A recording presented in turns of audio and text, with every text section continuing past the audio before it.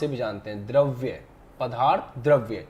देखो अगर आप कभी द्रव बोलते हो तो द्रव का मतलब होता है लिक्विड, है ना, और अगर आप कभी द्रव्य बोलते हो तो द्रव्य का मतलब होता है पदार्थ। तो ये फर्क है शब्द का, इसको देखिएगा। और इंग्लिश में इसको बोलते हैं मैटर। तो जो चैप्टर की स्टार्टिंग है हम यहीं से करेंगे, पदार्थ से, मैटर से। सभी बच्चे अपनी कॉपी लेकर के बैठे, पेन लेकर के बैठे, क्लास नोट्स बनाते हुए चलें, और बाद में ये पूरे नोट्स आपको एप्लीकेशन में मिल ही जाएंगे, तो कोई दिक्कत वाली बात नहीं है। फिर भी क्लास के बीच में नोट्स बनाने चाहिए। और अगर आप लोग मेरे से ही पूरी तरह से इंटरेक्शन करना चाहते हो, आप नहीं चाहते हो नोट्स बनाना, तो कोई बात नहीं, मोबाइल लेकर के बैठो, कमेंट सेक्शन में जब भी मैं इंपॉर्टेंट बातें बोलूँ कि ये नोट करो, तो वो कमेंट आ जाना चाहिए। आप लोग हमारे साथ इन्वॉल्व हो जाओगे और आपको पढ़ने में और भी ज़्यादा मजा आएगा। ठीक है, शुरू करते हैं। पदार्थ क्या चीज होती है? बहुत सिंपल परिभाषा है साइंस में पदार्थ की, कि हर वो वस्तु या कुछ भी मतलब कुछ भी जिसका कुछ द्रव्यमान हो और जो स्थान घेरती हो, उसे पदार्थ कहते हैं। Anything which have mass and occupy space is called matter. तो यहीं से शुरुआत करेंगे, लिखो कॉपी के अंदर या कमेंट सेक्शन में कि हर वह वस्तु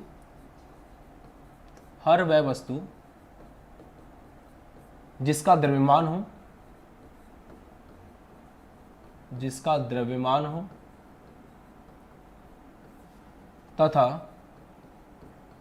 कुछ स्थान घेरती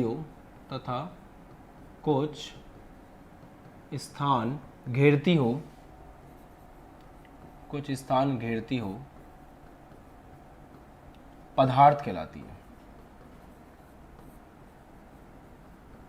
हर बच्चे को ये परिभाषा याद होनी चाहिए, क्योंकि होता यह है कि हम लोग बड़े बड़े इंजीनियर, डॉक्टर्स बन जाते हैं, बट हमें अगर पदार्थ की परिभाषा याद नहीं है तो फिर हमारी पढ़ाई पे एक बहुत बड़ा प्रश्न चिन्ह बन जाता है।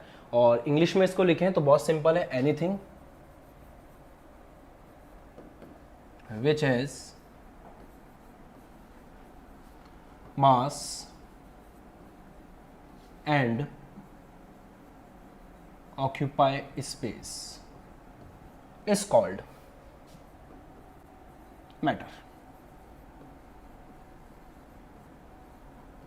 ठीक है, मैं वैसे हर बार ये क्लास पूरी तरह से हिंदी माध्यम के बच्चों के लिए है, मैं हर बार इंग्लिश में डेफिनेशंस नहीं लिखूंगा, बट हाँ ये डेफिनेशन मुझे इंपॉर्टेंट लगी तो मैंने लिख दी कि anything which have mass and occupy space is called matter. ठीक है, इसके बाद आगे बात करें। यहां तक सब बच्चों को सब कुछ समझ में आ गया है? ठीक है, वेरी गुड, ऐसे ही एक्टिव रहना है। अब हम आगे बात करते हैं, हम लोग डिस्कस करते हैं पदार्थ की अवस्थाओं के बारे में। ठीक है, पदार्थ की कौन कौन सी अवस्थाएं, जरा उसके ऊपर बात करते हैं। तो पदार्थ की अवस्थाओं पर बात करेंगे, जिसको इंग्लिश में बोलते हैं स्टेट्स ऑफ मैटर। पदार्थ की अवस्थाएं, देखो आप लोगों ने ये पढ़ा होगा जीवन में कि पदार्थ की मुख्यतः 3 अवस्थाएं होती हैं, ठोस, द्रव और गैस। ये मुख्य हैं, मेन है, बट इसका मतलब ये नहीं है कि पदार्थ की केवल 3 ही अवस्थाएं होती हैं। साइंस के अंदर हमें शब्दों का चयन करते वक्त बहुत सिंसियर रहना चाहिए। तो अगर मैं ये बोलता हूं कि पदार्थ की केवल 3 अवस्थाएं होती हैं, ठोस, द्रव और गैस, तो ये बात गलत है। पदार्थ की और भी अवस्थाएं होती हैं, जैसे कि प्लाज्मा, और भी काफी सारी हैं जो आपको विकिपीडिया पे सर्च करने से मिल जाएंगी। परंतु हाँ, ये बात सही है कि अगर हम मुख्य अवस्थाओं की बात करें, पदार्थ की मुख्य अवस्थाओं की बात करें, तो वो 3 ही है, ठोस, द्रव और गैस।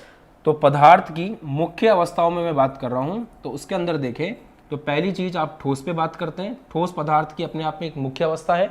दूसरी अवस्था आपकी है द्रव, तीसरी अवस्था आप बोलें गैस, और एक और अवस्था है जो बहुत ही ज्यादा इंटरेस्टिंग है, वो है प्लाज्मा। उसके बारे में भी आज थोड़ा बहुत मैं बात करना चाहूंगा, प्लाज्मा।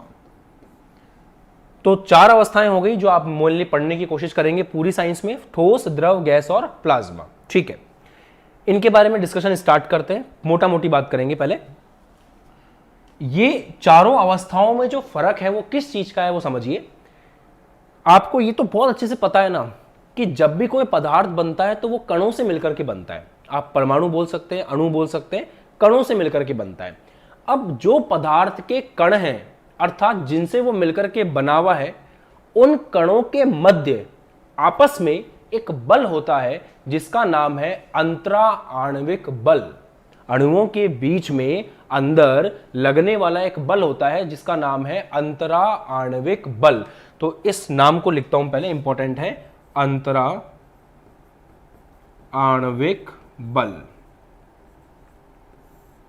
देखो बच्चों, अंतरा आणविक बल का मतलब क्या है कि जिस भी पदार्थ की आप बात कर रहे हो उसके कणों के मध्य लगने वाला बल, यह अंतराण्विक बल है।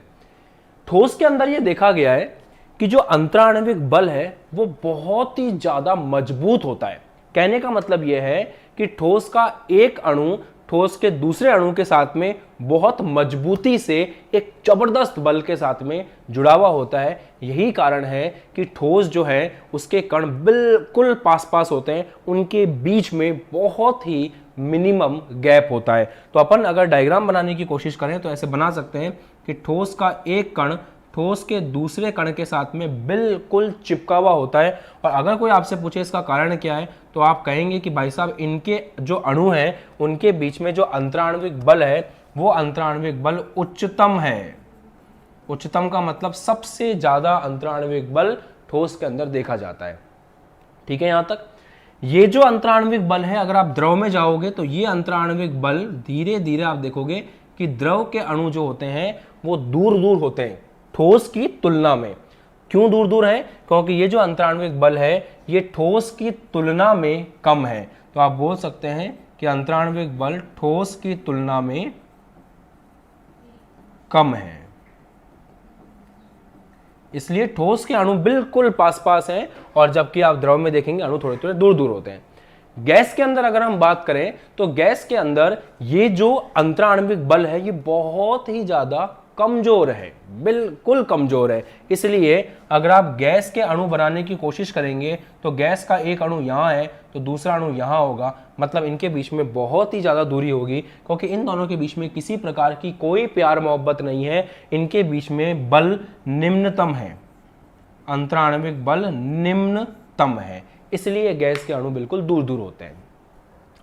अब आप ये बोलोगे कि सर एक बात बताओ, ये प्लाज्मा नाम की आफत क्या है, इसके बारे में समझाओ। सुनिए, आप लोग 12th क्लास में हो।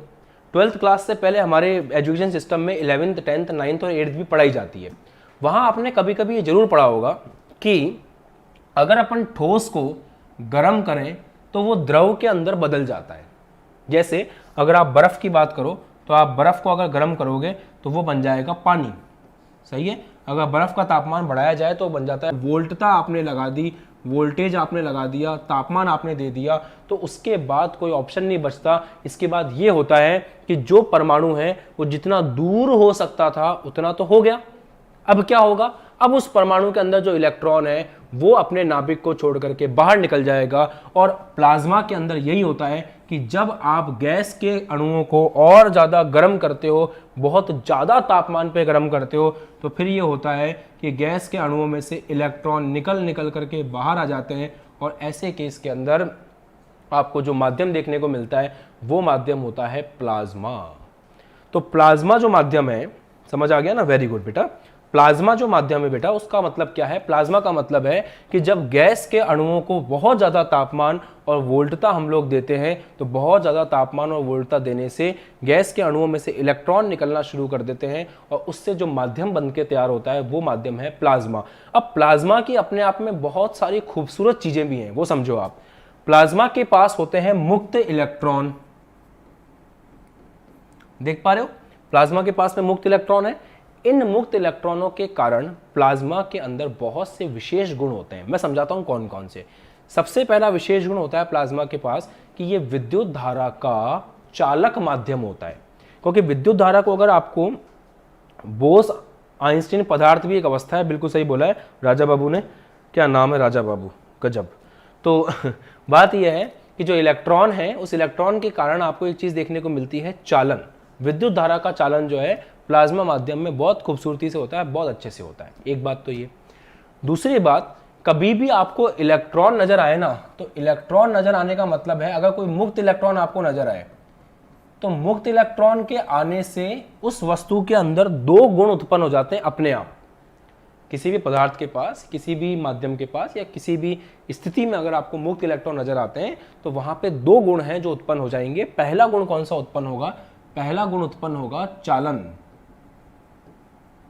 विद्युत का चालन, करंट। विद्युत का चालन लिख देते हैं, विद्युत का चालन। आपको करंट देखने को मिलेगी बहुत अच्छे तरीके से। तो प्लाज्मा के अंदर भी मुक्त इलेक्ट्रॉन है, इसलिए प्लाज्मा विद्युत धारा का बहुत अच्छा चालन माध्यम होता है। दूसरा, दूसरी चीज आपको मुक्त इलेक्ट्रॉन के कारण जो देखने को मिलती है वो होती है रंग। रंग, अगर आपने रंग के बारे में नहीं पढ़ा है, कलर के बारे में नहीं पढ़ा है, तो क्लास 11th में आपको पढ़ना चाहिए था। क्लास 11th में ये बात लिखी हुई थी कि अगर एक मुक्त इलेक्ट्रॉन है या फिर इलेक्ट्रॉन के पास इतनी ताकत है कि वो अपने निम्न स्तर से जंप करके ऊपर जा सकता है, तो वापस ऊपर से नीचे आता है और वो बहुत अच्छे अच्छे रंग दिखाता है। तो कोई भी चीज़ कलरफुल क्यों होती है, उसके पीछे मोटा मोटा रीज़न अभी आप याद रख सकते हो, मुक्त इलेक्ट्रॉन। तो इसीलिए जो प्लाज्मा माध्यम है, उस प्लाज्मा माध्यम की बहुत बड़ी खासियत है, और प्लाज्मा माध्यम की बहुत बड़ी खासियत ये है कि ये ऐसा माध्यम है जो रंगीन होता है, पहली बात, और दूसरी बात विद्युत का चालन इसके अंदर देखा जाता है। ठीक है, यहां तक बढ़िया। अब अपन इतना डीप बात कर ही चुके हैं प्लाज्मा के बारे में, तो 2-4 मिनट इसको थोड़ा और इन्वेस्ट करते हैं अगर कोई चीज़ सीख रहे हैं तो। वैसे टॉपिक ठोस अवस्था है, मुझे इससे आगे नहीं जाना चाहिए था, बट जब बात चली गई है, अपन आगे पहुंच ही गए हैं, तो थोड़ा और डिस्कस कर लेते हैं। प्लाज्मा के बारे में जब और बात करेंगे तो ये माध्यम कहाँ देखने को मिलता है? क्या पृथ्वी पर ये माध्यम है या और कहीं ये माध्यम है? तो ये आपके मन में जिज्ञासा होनी चाहिए, उसका समाधान मैं करता हूँ। सूर्य के ऊपर जो माध्यम है वो प्लाज्मा है। सूर्य के ऊपर माध्यम प्लाज्मा क्यों है? क्योंकि आप ये समझो ना कि सूरज हल्का नहीं है और ठंडा नहीं है, सूरज बहुत ही गर्म है। तो वहां पर अगर आप किसी भी माध्यम के बारे में सोच सकते हो तो वो ठोस तो हो नहीं सकता, क्योंकि वहां पे जो कुछ भी वो पिघल जाएगा इतनी गर्मी में। द्रव भी नहीं हो सकता क्योंकि गर्मी बहुत ज्यादा है। गैस भी नहीं हो सकता क्योंकि गैस जिस तापमान पे रहती है उससे भी ज्यादा गर्म है हमारा सूर्य। तो इसलिए सूर्य के ऊपर जो माध्यम देखने को मिलता है वो प्लाज्मा होता है। क्या पृथ्वी के ऊपर प्लाज्मा माध्यम देखने को मिलता है? जी हाँ, बिल्कुल। अब आपको ये दिमाग लगाना है कि कब कब ऐसा होता है पृथ्वी पर जब आप ये दो स्थितियां बना पाओ, एक तो उच्च तापमान और दूसरा उच्च वोल्टता। मैं समझाता हूं। जब आसमान के अंदर दो बादल टकराते हैं तो वहां पे बहुत ही भयानक घर्षण होता है। बहुत ही भयानक घर्षण से बहुत ही भयानक ऊष्मा उत्पन्न होती है। उस रीजन से जब दो बादल टकराते हैं तो उसके आसपास माध्यम कौन सा होता है? गैस, वायुमंडल, है ना। परंतु उनके टकराने से इतनी भयानक ऊष्मा उत्पन्न होती है कि वहां थोड़ी देर के लिए कौन सा माध्यम बन जाता है? प्लाज्मा। और आप समझते हैं कि प्लाज्मा एक ऐसा माध्यम है जो विद्युत का चालक है, इसलिए वहां पे उत्पन्न होने वाला घर्षण के कारण जो आवेश है, जो विद्युत वहां उत्पन्न होती है, वो उस माध्यम की सहायता से ही जमीन तक आती है और आपको बिजली जैसी चीज देखने को मिलती है। तो जब भी इलेक्ट्रिक डिस्चार्ज होता है, जब भी ऊपर बिजली कड़कती है, तो उस समय कुछ हिस्से में वायुमंडल के कौन सा माध्यम बन जाता है? प्लाज्मा। आगे बात करते हैं। आप लोगों ने कुछ ऐसी ट्यूबलाइट्स देखी होंगी जिनके अंदर बहुत अच्छे अच्छे रंग निकलते हैं, कलरफुल ट्यूबलाइट्स, है ना। उनके अंदर जो माध्यम है वो भी प्लाज्मा होता है। कैसे होता है वो माध्यम? हम क्या करते हैं, ट्यूबलाइट के अंदर एक गैस भर देते हैं जिस गैस का नाम है नियॉन। एग्जाम्पल के लिए बता रहा हूं, जब अंदर वो नियॉन गैस भरी होती है तो होता यह है कि गैस तो अंदर भरी हुई है। अब जब आप वहां पे करंट लगाओगे, वोल्टेज लगाओगे, तो आपने ये वोल्टता वाला जो सीन है वो सेट कर दिया, तो अंदर कौन सा माध्यम बन जाएगा? प्लाज्मा। उसका फायदा क्या? फायदा यह है कि प्लाज्मा वाले माध्यम की एक बहुत बड़ी खासियत है कि वो रंगीन होता है, इसलिए आपको कलरफुल लाइट्स देखने को मिलती हैं। आजकल मार्केट में जो टीवी पहले 20,000 की आती थी वो आजकल 1.5-2 लाख में बिकती है, बस उसके आगे एक नाम लगा दिया जाता है प्लाज्मा टीवी। तो प्लाज्मा टीवी भी एक इस प्रकार का मैकेनिज्म है जिसके अंदर भी हम प्लाज्मा माध्यम की सहायता से कलर देने की कोशिश करते हैं। और प्लाज्मा टीवी के अंदर एक ही खास बात होती है कि उनके कलर बहुत खूबसूरत होते हैं। तो उम्मीद करता हूं कि प्लाज्मा माध्यम के बारे में काफ़ी सारी बातें जो हैं वो आपके समझ में आ गई होगी और हम लोग आगे बढ़ सकते हैं। एक तो नाम ऐसे रखते हो, जीमा जीमा, डिस्को लाइट सर। हाँ, डिस्को लाइट के अंदर वही होता है। ठीक है, बढ़िया जी। तो उम्मीद करता हूं यहां तक आपको समझ में आ गया है। अब हम लोगों को स्टार्ट करना है ठोस, क्योंकि इस चैप्टर का नाम ही ठोस अवस्था है। तो यहां से हम चैप्टर को शुरू करेंगे और ठोस अवस्था के बारे में पूरा डिस्कशन रहेगा। यहां तक आपको अगर नोट करना हो तो आप पॉज करके नोट कर सकते हैं। स्क्रीनशॉट लेना हो तो यूट्यूब पर तो स्क्रीनशॉट की सुविधा है, अभी आप ले सकते हो। बाद में जब भी एप्लीकेशन पर जाएगा तो वहां पर इसका PDF मिल जाएगा आपको, तो वहां से भी आप डायरेक्ट चीज़ों को देख सकते हैं। चलिए आगे बढ़े। ओके, अब बात करेंगे ठोस की। तो पहले ठोस के कुछ विशेष गुण होते हैं, उनके बारे में बात कर लेते हैं। जब बात ठोस की चलेगी तो द्रव और गैस के बारे में भी हम लोग थोड़ी बहुत बात कर ही लेंगे। सबसे पहली बात, जैसा मैं आपको बता चुका हूं कि जो ठोस माध्यम है उसके अंदर कणों के बीच में अंतरा आणविक बल बहुत ही जबरदस्त होता है, इसलिए ठोस के अंदर जो कण है वो बहुत ज्यादा पास पास होते हैं। हम लोग बहुत जल्दीबाजी में एग्जाम में गड़बड़ कर देते हैं। कैसे? देखो, दो चीजें होती हैं, अंतरा आणविक बल, ये अपने आप में एक चीज है, और दूसरी चीज होती है अंतरा आणविक दूरी, ये दूसरी चीज है। समझिएगा कैसे। अंतरा आणविक बल है एक अणु का दूसरे अणु के साथ में बल। ठोस के अंदर अंतरा आणविक बल बहुत ही ज्यादा होता है, तो मैं बोल सकता हूं उच्चतम, जबरदस्त अंतरा आणविक बल होता है, इसीलिए एक अणु दूसरे अणु के साथ में एकदम चिपका हुआ होता है। दूसरा शब्द है अंतरा आणविक दूरी। अंतरा आणविक दूरी का मतलब है कि एक अणु और दूसरे अणु के बीच में दूरी। अब क्योंकि दोनों अणुओं के बीच में बल बहुत जबरदस्त है, तो दूरी बिल्कुल ही कम होगी, इसीलिए ठोस के अंदर ये जो अंतरा आणविक दूरी है ये लगभग 0 के बराबर होती है, बहुत ही कम होती है। तो एग्जाम में अगर आपसे अंतरा आणविक दूरी बोले, है ना, तो आप ये मत लिखे आना, और बल बोले तो ये मत लिखे आना। थोड़ा चीज़ों को समझा करो और टर्मिनोलॉजी पर ध्यान दिया करो। आगे बात करें, ठीक है। ठोस के बारे में एक बहुत विशेष बात और है कि ठोस में आयतन और आकार, ये दोनों चीजें निश्चित होती हैं। ये दोनों चीजें निश्चित होती हैं। क्यों निश्चित होती हैं? क्योंकि इसके अंदर कणों की व्यवस्था बदलती नहीं है समय के साथ। आप इस मार्कर को आज यहां पर देखो, अब इस साल के एंड तक मैं क्लासेस लूंगा, उस समय तक भी आपको ये मार्कर दिखेगा। कभी भी आपको ऐसा नहीं लगेगा कि ये मार्कर जो है इसके आकार में कोई विशेष परिवर्तन आ गया हो, या ऐसा आपको कभी फील नहीं होगा कि ये मार्कर कल कम जगह घेर रहा था और आज ज्यादा जगह घेर रहा है। ऐसा कभी नहीं होता। ठोस की एक खासियत होती है कि उसका आयतन और आकार निश्चित होता है। आकार मतलब जो उसका शेप है, और आयतन मतलब जितनी जगह वो घेरता है। ये खासियत होती है ठोस की। अगर अपन द्रव के साथ में बात करें, कंपैरिजन में चलते हैं, अगर हम द्रव के बारे में बात करें तो द्रव का आकार की जब आप बात करोगे तो वो होता है अनिश्चित। ऐसा मैं क्यों बोल रहा हूं? क्योंकि अगर आपने ग्लास के अंदर, मान लीजिए आपके पास आधा लीटर दूध है और उस आधा लीटर दूध को आपने ग्लास में डाला, तो जो ग्लास का शेप है, शेप आकार का मतलब होता है शेप, तो जो ग्लास का शेप है आपका दूध भी उसी शेप में आ जाएगा। अगर आपने उस दूध को ग्लास से निकाल करके बॉटल में भरा, तो जो बॉटल का शेप है वही शेप आपके दूध का हो जाएगा, है ना।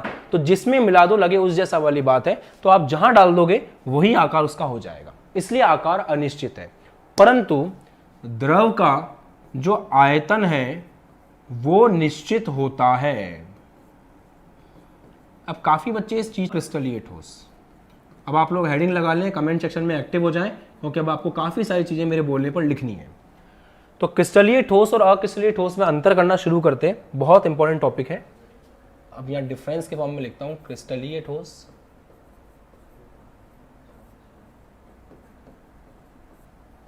अक्रिस्टलीय ठोस।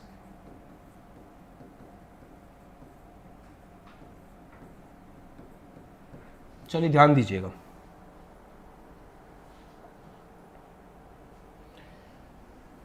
जब भी हम क्रिस्टलीय ठोस और अक्रिस्टलीय ठोस में अंतर करते हैं तो अंतर के कुछ आधार होते हैं।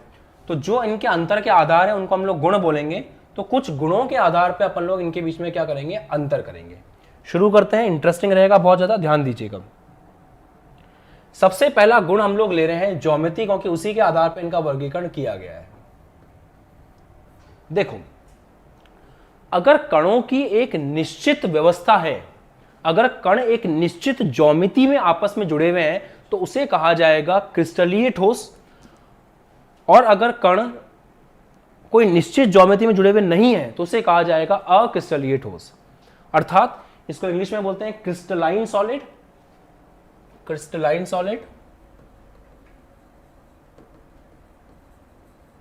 और इसको बोलते हैं अमॉर्फस सॉलिड। तो क्रिस्टलाइन सॉलिड, अमॉर्फस सॉलिड में फर्क सबसे बड़ा ये है, ज्योमेट्री का फर्क है बहुत बड़ा, कि इसके अंदर जो है निश्चित ज्योमेट्री आपको देखने को मिलती है, एक फिक्स ज्योमेट्री होती है, और इसके अंदर अनिश्चित ज्योमेट्री होती है। अब इसका क्या मतलब है मैं आपको समझाता हूं। जब आप लोग असेंबली में खड़े होते हो सुबह सुबह, अब तो होती नहीं असेंबली, कोरोना के चक्कर में बहुत नाटक है 1 साल से, बट आप जब असेंबली में खड़े होते थे अपने जीवन के किसी हिस्से में, तो उस समय आप लोगों ने एक नियम व्यवस्था को फॉलो किया होगा कि पहली क्लास का विद्यार्थी यहां खड़ा होगा, दूसरी क्लास के हर विद्यार्थी इधर होंगे, तीसरी का इधर, चौथी का इधर, पांचवी के इधर। ये असेंबली की एक व्यवस्था होती है। और इसके अंदर भी अंदरूनी एक और व्यवस्था भी है कि हर लाइन के अंदर छोटी हाइट के बच्चे आगे खड़े होंगे और बड़ी हाइट के बच्चे उसके पीछे खड़े होंगे, ये व्यवस्था है। तो अगर मैं आपको बोलूं क्या आपकी असेंबली एक निश्चित व्यवस्था को फॉलो करती है, आंसर इज यस। बिल्कुल वैसे ही अगर एक ठोस के अंदर ये तय हो कि कौन कहां पर इकट्ठा होगा, कौन कहां पर जुड़ करके ठोस का निर्माण करेगा, तो उसे हम लोग कहेंगे निश्चित ज्योमेट्री। एक एग्जाम्पल देसी अपन ने ले लिया, एक एग्जाम्पल अपन अभी अणु का भी लेंगे, परेशान मत हो। आगे बढ़ते हैं। अब जब आपका लंच होता है, उस ग्राउंड के अंदर जब असेंबली होती है तो सारी व्यवस्था सही रहती है। जैसे ही लंच होता है वहां मच जाती है बसड़, सारे बच्चे एक साथ लंच के अंदर, कौन कहां घूम रहा है, कौन किसके पीछे भाग रहा है, कौन किधर खाना खा रहा है, कौन किधर घूम रहा है, किसी को किसी से कोई मतलब नहीं है, वहां कोई व्यवस्था नहीं है, और वहां हम लोग बोलते हैं अनिश्चित ज्योमेट्री। समझ में आई बात? तो उस तरह की व्यवस्था जहां पे सब कुछ फिक्स है, निश्चित है, उसे हम लोग कहते हैं निश्चित ज्योमेट्री क्रिस्टलीय ठोस, और जहां व्यवस्था अंट शंट है उसको हम लोग कहते हैं अक्रिस्टलीय ठोस। अब इस व्यवस्था को समझने के लिए एक एग्जांपल मैं आपके सामने लेता हूं, इसको देखिए। इसमें अगर ध्यान से देखा जाए तो मैं आपसे पूछूं कि आप मुझे ये बताओ किसके अंदर एक निश्चित व्यवस्था आपको देखने को मिल रही है। ये 3 डायग्राम आपके पास है, diagram number 1, diagram number 2, diagram number 3। मैं आपसे पूछूं कि किसके अंदर आपको एक निश्चित व्यवस्था, एक निश्चित क्रम देखने को मिल रहा है, तो आप बोलेंगे कि सर ये वो है जिसके अंदर एक निश्चित क्रम है, एक के बाद एक, एक के बाद एक, एक के बाद एक आपके कण लगे हुए हैं, और इसके अंदर पता है क्रम कौन सा है, जस्ट एक दूसरे के साथ में चिपके हुए हैं। उसके बाद यहां जो गैप है उस गैप के अंदर दूसरे कण हैं, आप चेक करो। फिर यहां जो गैप है उसके अंदर तीसरे कण हैं, फिर यहां जो गैप है उसके अंदर चौथे कण हैं। तो एक निश्चित व्यवस्था है यहां पर। अगर अपन इसमें देखें अमॉर्फस है, ये है आपका अक्रिस्टलीय, कोई भी कहीं भी अंट शंट घूम रहा है, कोई व्यवस्था नहीं है, तो ये आपका है अक्रिस्टलीय ठोस। और ये एक थर्ड कैटेगरी, इसका नाम है पॉलीक्रिस्टलाइन सॉलिड, जिसके बारे में अपन जीवन के किसी और पड़ाव में बात करेंगे। अभी एग्जाम्पल के तौर पे समझो, ये पहला क्रिस्टलीय ठोस का एग्जाम्पल है और ये वाला अक्रिस्टलीय ठोस का एग्जाम्पल है। अगर आपको इस एग्जाम्पल में मजा नहीं आया तो मैं आपको एक और एग्जाम्पल दे सकता हूं, ध्यान से देखिएगा। ये एक व्यवस्था है, इस व्यवस्था को समझने की कोशिश करेंगे।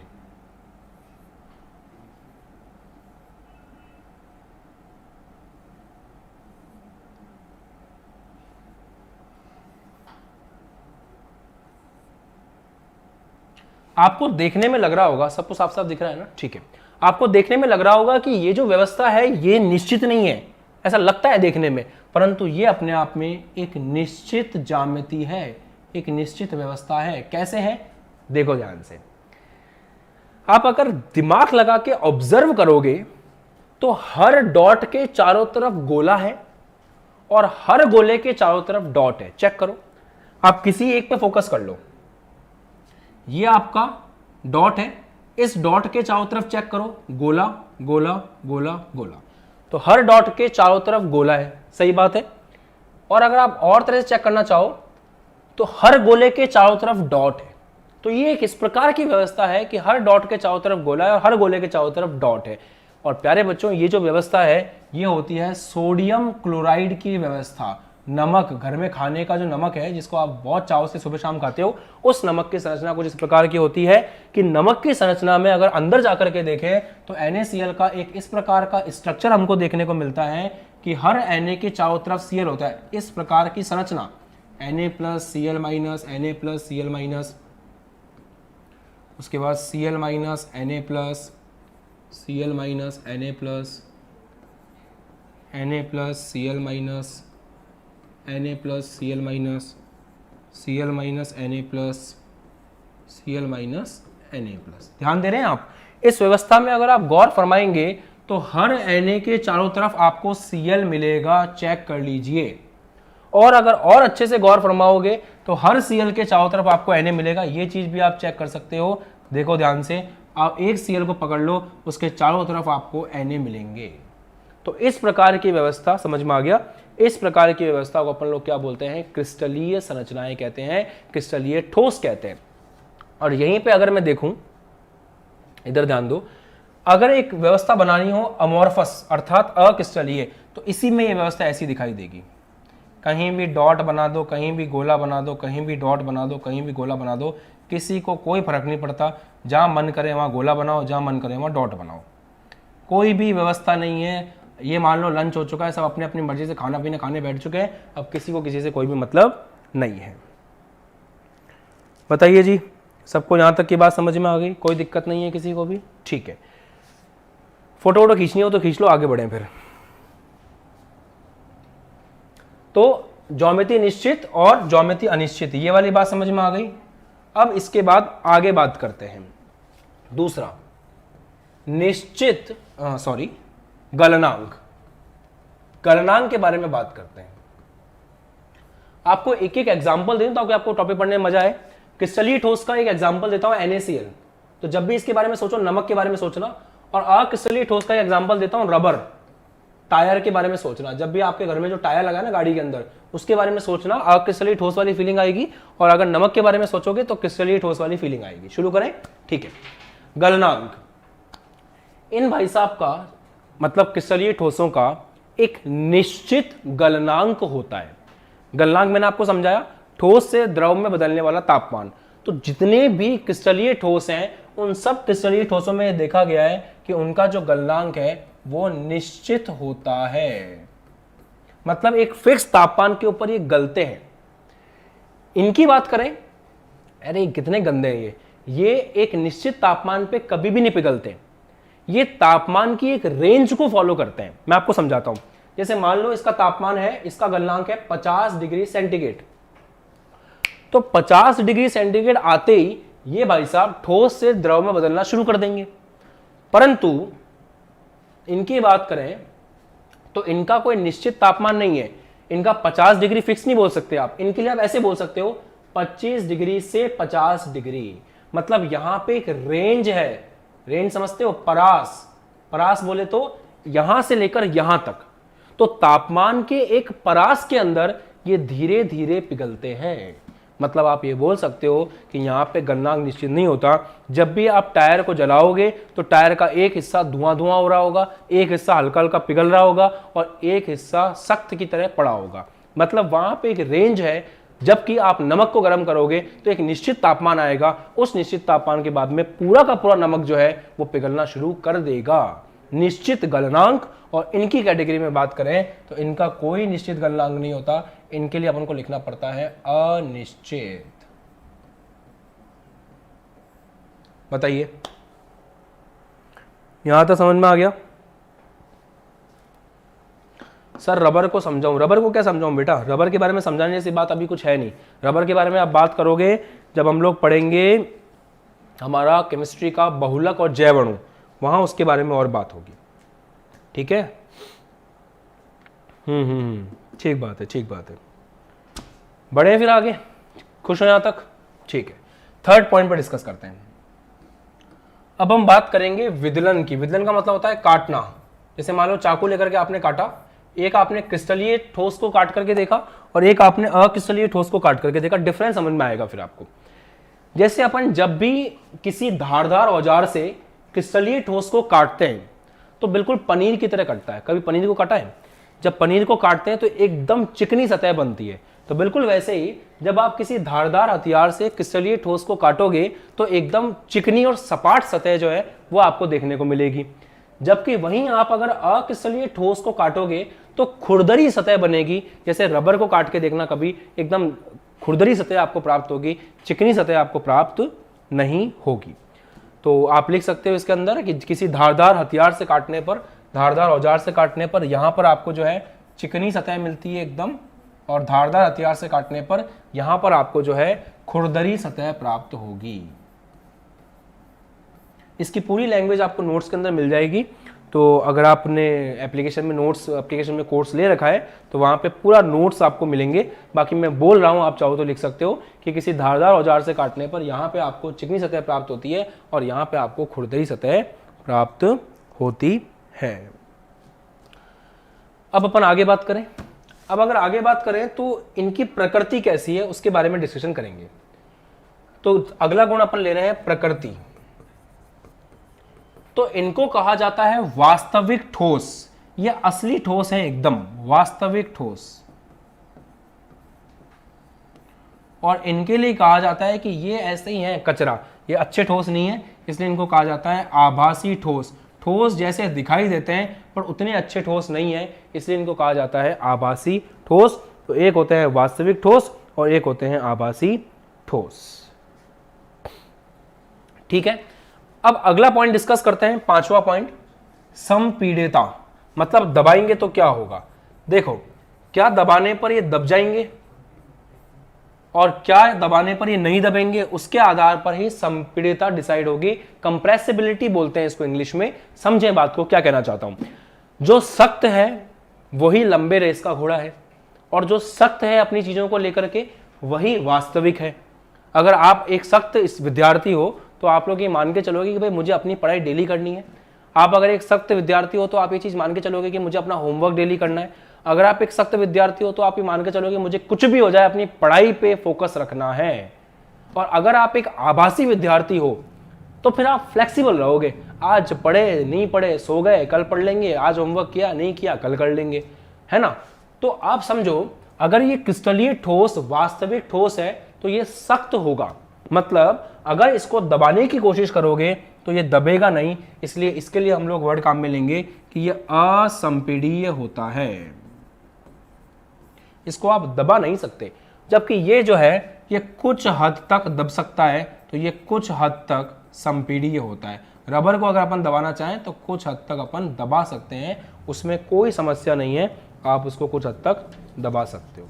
कांच कौन सा पदार्थ है, इसके बारे में मैं आपको अच्छे से एग्जांपल में करवा दूंगा बेटा, इतना परेशान मत हो। अपन लोगों को एक्सरसाइज भी करनी है, उस एक्सरसाइज में अपन पूछेंगे आपसे ही, पहले हम आपसे सवाल पूछेंगे कि इनको आप वास्तविक और मतलब इनको आप क्रिस्टलीय और अक्रिस्टलीय में बांटिए, आपके जवाब आएंगे, उसके हिसाब से फिर मैं सॉल्व करवाऊंगा, तो आपको चीजें और बढ़िया से क्लियर हो जाएंगी। ठीक, मजा आया यहां तक, आगे बढ़े।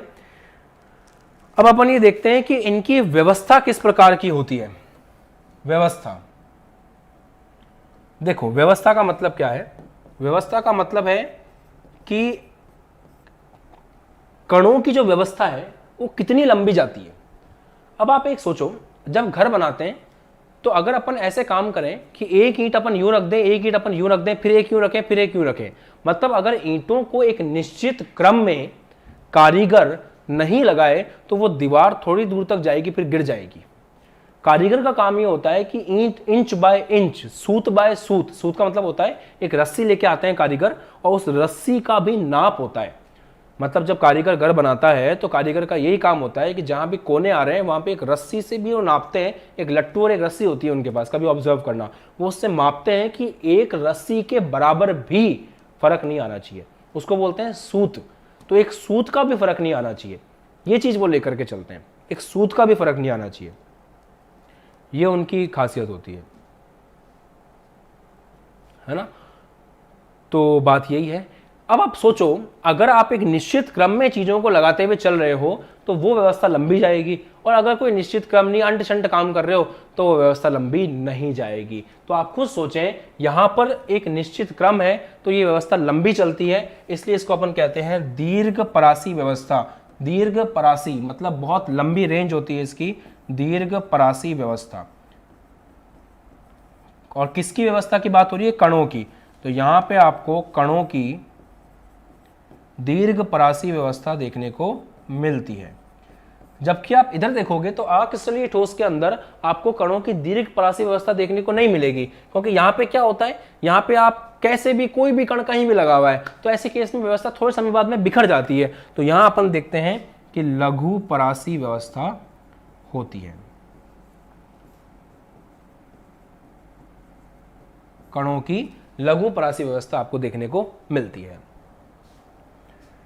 जैसे आप लोगों को मैं ये चीज और दिखाना चाह रहा था, ये चीज रह गई थी दिखाने के लिए, एक सेकंड इस पे भी गौर फरमाइए जरा। आप लोग इस बात को समझें कि आपके सामने लेफ्ट में जो है ये नमक का क्रिस्टल है, ये नमक ही है और कुछ नहीं है, NaCl। ये NaCl का क्रिस्टल है नमक। इस NaCl के क्रिस्टल को अगर आप गौर से देखें, एकदम दिमाग लगा करके देखें, तो अंदर से ये व्यवस्था कुछ इस प्रकार की दिखती है। मतलब ये इसका बड़ा रूप है, बड़े रूप को बोलते हैं इंग्लिश में मैक्रो। तो ये मैक्रोस्कोपिक व्यू है, थोड़ी बहुत इंग्लिश चलती है बेटा। मैक्रोस्कोपिक व्यू, मैक्रो मतलब बड़ा, तो बड़े रूप में ये ऐसा दिखाई देता है। और जब इसको अंदर देखते हैं तो ये इसका माइक्रोस्कोपिक व्यू है। माइक्रोस्कोप से देखने पर कैसा दिखता है? माइक्रोस्कोपिक, छोटी चीज, छोटे स्कोप पर देख रहे हैं अपन। तो आप देख सकते हो कणों की व्यवस्था है, आप खुद अपने आप ही समझ सकते हो। किसी एक को आप सोडियम मान लो तो दूसरा अपने आप क्लोरीन हो जाएगा, और आप चेक कर सकते हैं हर एक सोडियम के चारों तरफ आपको क्लोरीन दिखेगा और हर एक क्लोरीन के चारों तरफ आपको सोडियम दिखेगा।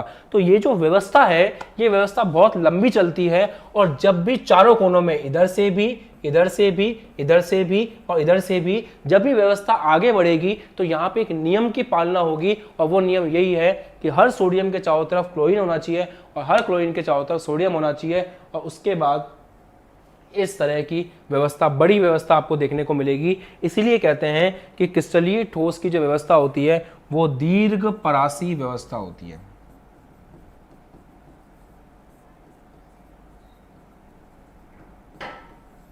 दीर्घ परासी व्यवस्था जो है वो आपको यहां पर देखने को मिलती है। समझ में आ गई बात? उम्मीद करता हूं यहां तक आपको कोई किसी प्रकार की दिक्कत नहीं आई होगी और चीजों को आपने बिल्कुल सही तरीके से समझ लिया होगा।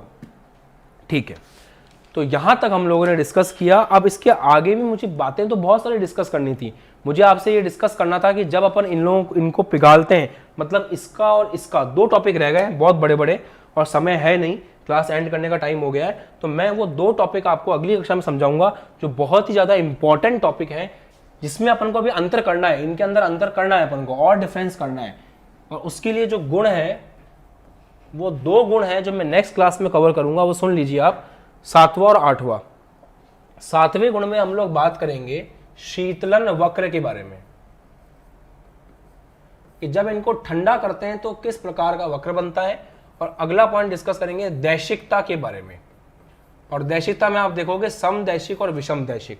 समय है नहीं और घास काटना मुझे आता नहीं है, इसी रीजन से मैं इन दोनों टॉपिक्स को जो है नेक्स्ट क्लास में आपके साथ डिस्कस करूंगा। आपको अभी आज बैठ करके अच्छे से इतने सेक्शन को रिवाइज कर लेना है। हम लोगों ने चैप्टर को बहुत सुंदरता से स्टार्ट कर दिया है, जहां हम लोगों ने सबसे पहले डिस्कस किया कि पदार्थ क्या होता है, पदार्थ की 4 अवस्थाएं कौन कौन सी हैं, ठोस है, द्रव है, गैस है और प्लाज्मा है। प्लाज्मा के बारे में भी बहुत विस्तार में हम लोगों ने डिस्कस किया। फिर हम लोगों ने बात करी कि ठोस, द्रव और गैस में मूलभूत अंतर क्या है। तो मूलभूत अंतर है अंतराण्विक बल का, और उसी को लेकर के अपन चीजों को देखते हैं। फिर अपन ने ठोस का वर्गीकरण समझा, अगर किसके आधार पर हमने देखा, ज्योमेट्री के आधार पर हमने ठोस का वर्गीकरण देखा, क्रिस्टलीय ठोस और अक्रिस्टलीय ठोस। फिर विस्तार में अपन ने समझा कि क्रिस्टलीय ठोस और अक्रिस्टलीय ठोस क्या है। 2 टॉपिक आपके रह गए हैं, वो अपन अगली क्लास में करेंगे, जहां हम लोग बात करेंगे शीतलन वक्र के बारे में और दैशिकता के बारे में। अभी सेशन स्टार्ट ही हुआ है, क्लासें धीरे धीरे अपने फ्लो में आ जाएंगी, और आपको थोड़े टाइम बाद, नेक्स्ट वीक के बाद में कंटेंट भी बहुत अच्छे से मिलने लगेगा, और आपको फिर ये फील आ जाएगा कि हाँ यार, अब डेली का बहुत सारा कंटेंट हमको मिल रहा है। तो अभी ये ड्राई रन